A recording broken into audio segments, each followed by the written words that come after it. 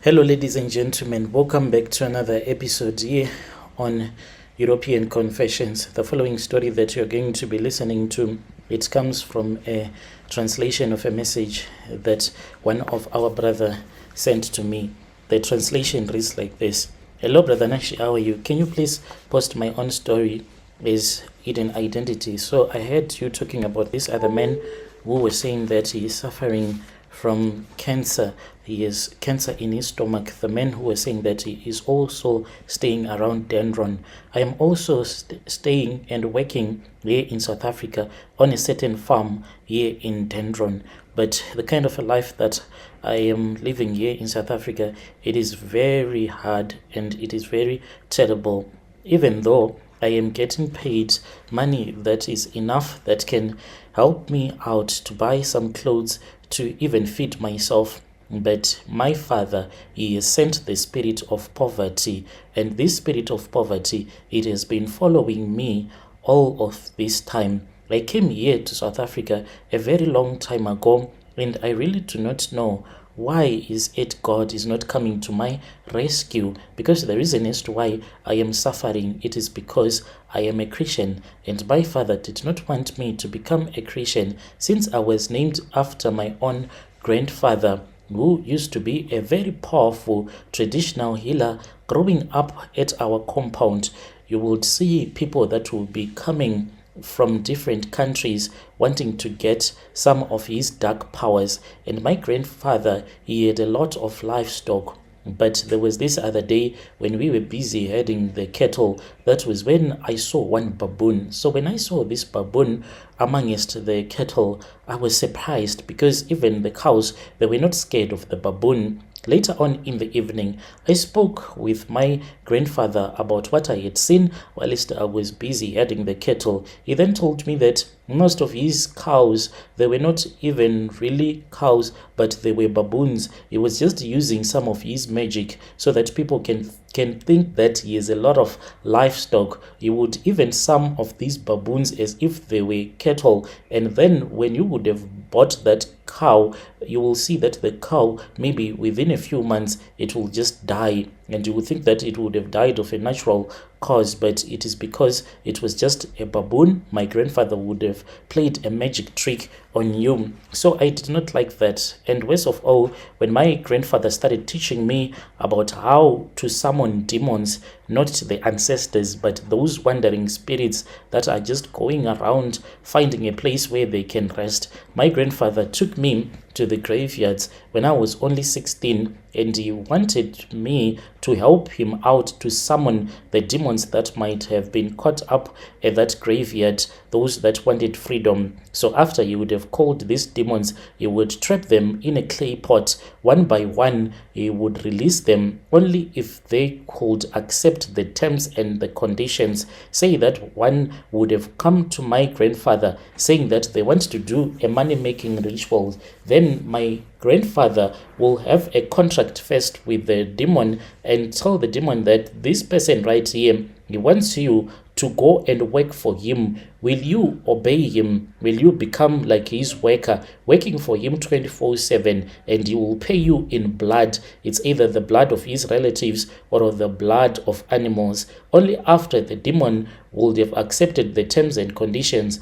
then my grandfather will be able to open up that clay pot and then release the demon, so that person will be given what we call in Shona Chkwambo or Tokoloshi. That is what you will be using as something that can go out there and hustle for you and make money for you. So when he said that since we shared the same name, he wanted me to continue with this legacy. But as for me, I did not want that. I always had this dream of becoming a pastor, but I was so scared to tell him. In 2007, my grandfather died in 2006, and 2007, that was when I fled. I finally found the courage to leave, and then I went into the city and I worked for a little bit. Then in 2009, when I got married, so the woman that I got married to, her own brother was working at a nearby farm, but my brother-in-law is now in Johannesburg.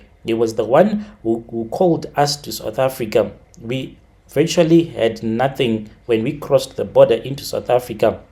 Ended up being in Dendron, and then we started working on the farm where I have been working since that time until this day. The only problem that I am facing is that when it comes to money, the first time when I started working at that farm, when my boss will give me the money inside a white envelope, when I would go back home early in the morning, when I would wake up so that we can go to town and buy some groceries, I will see that in the envelope maybe there will only be 100 rand. During those days, I was being paid 600. Then I will tell my boss that I need a loan again because something was stealing my money. My boss never believed me. He said that if you did not go to church, I would say that maybe you are a drunkard that goes and drinks all of his money the day that he gets paid. My boss even tried, and he said that each and every week I am going to give you a little bit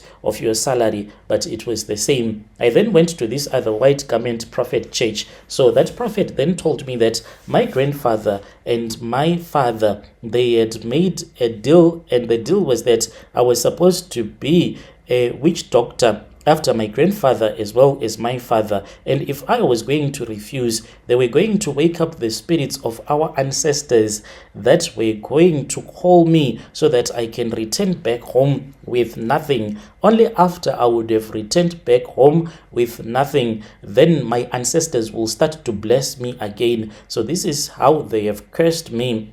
Even if I try to pray or to do anything, the curse, it is still there. That prophet even tried to assist me, but one night his wife came running to our farm compound where we are staying, and she was crying and she was accusing me, as she was saying that if only you had not came to my husband's church, he was going to be okay. For my husband has been attacked by the Tokoloshis that are saying that they have been sent by your father. Come so that I can show you what you have done to my husband. We walked through the night and we went to the farm where the prophet was staying with his wife. When we arrived there, this man, it was as if there was something or someone that was choking him. He was unable to breathe. He kept on looking at me and pointing at me. Then that was when I just felt this spirit as if it was entering into my body. Then I started to manifest. The time that I was manifesting, I did not know what was going on. Later on, my wife told me that the Tokoloshi that was speaking through me was saying that it is the one that is causing the spirit of poverty to follow me, to affect me, because I am supposed to become a traditional healer just like my grandfather and like my father. And if I refuse, I am going to die. And when I die, no one is even going to remember me. And in the family, they are going to forget about me. So after I had manifested, that was when that prophet was okay again. He said that he was unable to assist me. The prophet then said the moment that he started to receive the spiritual attacks, this was when they heard that there was something that fell on top of their roof, and then they heard that there was something that was walking on top of the roof, scratching, and then the prophet, when he started to pray, they had a voice that said, "You think that you are clever." You gave him that envelope because I had been given an envelope with some holy stones inside that envelope so that my money cannot be stolen by the Tokoloshis. So then the prophet was beaten up by the Tokoloshi. He said that he could not assist me anymore. Even in the area where I am staying, if I try to go to church, one will not chase me away from the church, but you will see that the way that people will be treating me, they will be scared, especially these prophets that are from Zim. They can't assist me because they are afraid of how powerful my father is. When you post my story, please assist me. Is there anyone who can tell me the reason as to why I have been struggling like this, yet I am prayerful? Dear listeners, right there was a message that was sent to me by one of our brother. Please let us try to assist him in the comment section.